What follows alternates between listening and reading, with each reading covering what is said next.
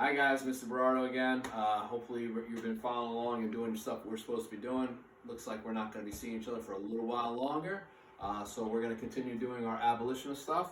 Not doing any TikTok or dancing today. My daughter and I were just not feeling it.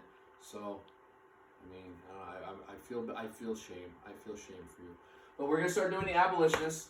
We're going to start taking out a few of them. To abolish something means to do away with it and get rid of it. By 1804, most of the northern states had banned slavery, and the South was still going on very strong. The reason why most of the northern states had banned slavery is really because they didn't need it. Industrialization was key, and we're getting a whole bunch of immigration coming in, a lot of immigrants coming in, and they really don't need it.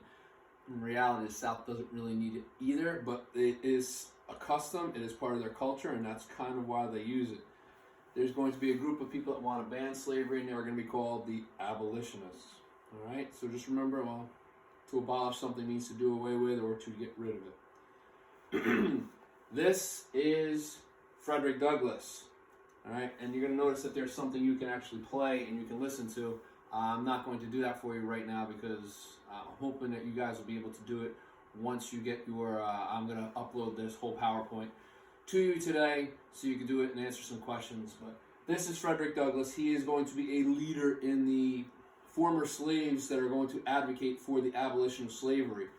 He is going to fight, he's going to write, he's going to teach, he kind of teaches himself how to read and write, but he's going to fight to make sure that other slaves learn how to read and write as well. And he's going to fight for their freedom in many different ways of basically speaking out, giving a whole bunch of speeches to it. He's going to be a very important piece when we start talking about the American Civil War. Oh my goodness, that's probably in about 2 or 3 weeks from now. Okay? These are listening questions that you're going to have to do, but they're going to be in your thing. So when you get back, I'm going to go back. When you get to it, there should be a little thing right here, a little sign for Frederick Douglass. There should be something that goes off. Let me see if I can get out of it. Let me see. Hold up. Wait a minute. And I don't know why it's doing it on 22 second real quick.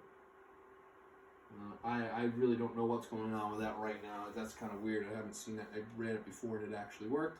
If it doesn't work, well, I'll know. Some of you are going to tell me it doesn't work, and a bunch of everybody else is going to say yes, it does. So you guys figure it out. Don't lie to me. This is William Lloyd Garrison. He's going to be a leading abolitionist. He's going to write a newspaper called The Liberator. There's going to be a whole bunch of people that are going to go out and make different arguments, especially in the North, against slavery. And they're going to come out and write and publish and do a whole bunch of stuff. There is other ones. Frederick Douglass prints out something called the North Star as well. But this is more or less just to give you an idea that there are other people that are actively involved. These are the Grimke sisters. They are the daughters of a wealthy slave owner. They're beautiful, aren't they? Very, very, very beautiful. I know you guys, love the pictures that I give you. But they are going to see the horrors of what slavery does. They're going to be there firsthand. They're going to be the ones that are going to go out there and really give speeches, move around, travel around, and talk to people and talk about what slavery is and what slavery does. They're going to be, it's going to be like a paid endorsement, but they are going to go out and talk about it, and people in the North will listen, and people in the North will get a better idea of what's going on with it. The Underground Railroad. This is something that is going to be taking place where you can kind of see the arrows. Well, you really can't in this. Hopefully when you get to see the thing on your own, you're going to see that the slavery is going to move. The slaves are going to be moving out. This is a method to try and help slaves escape. It's not underground. It's not a railroad. But this is something, when you're saying something is underground, you're basically saying it's a secret. Kind of like underground nightclubs. They're going to be, that you may hear about in the city. Probably not right now because, everybody's on lockdown.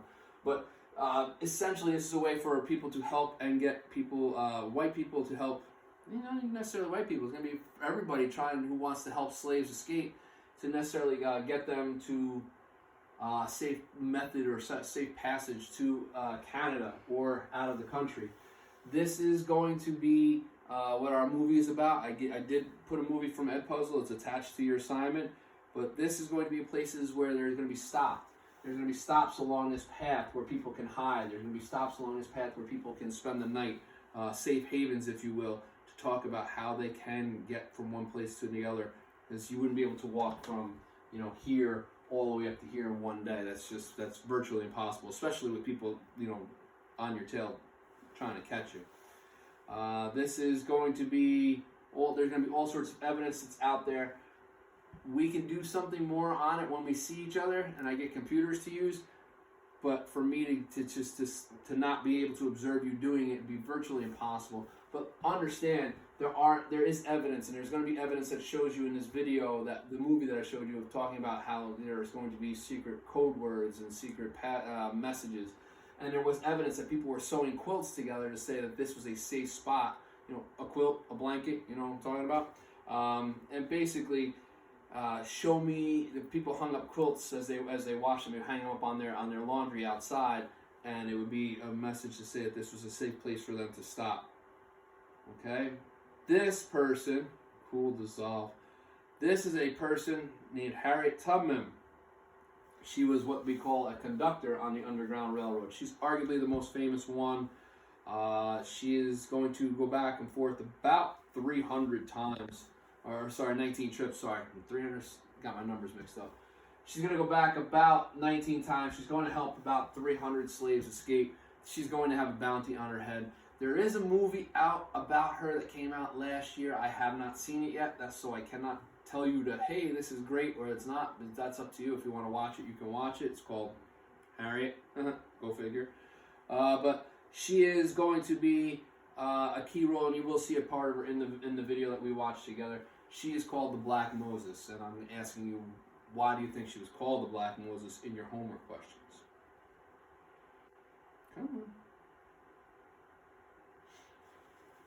In the North, we don't really know exactly what we want to do with slaves. Do we want them to be free? Do we not want them to be free?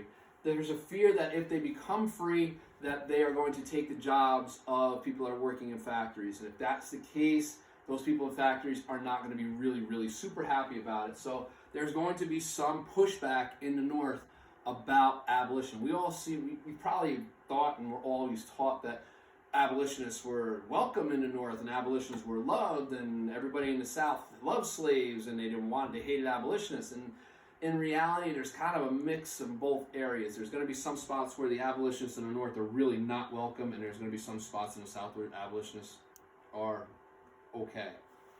All right?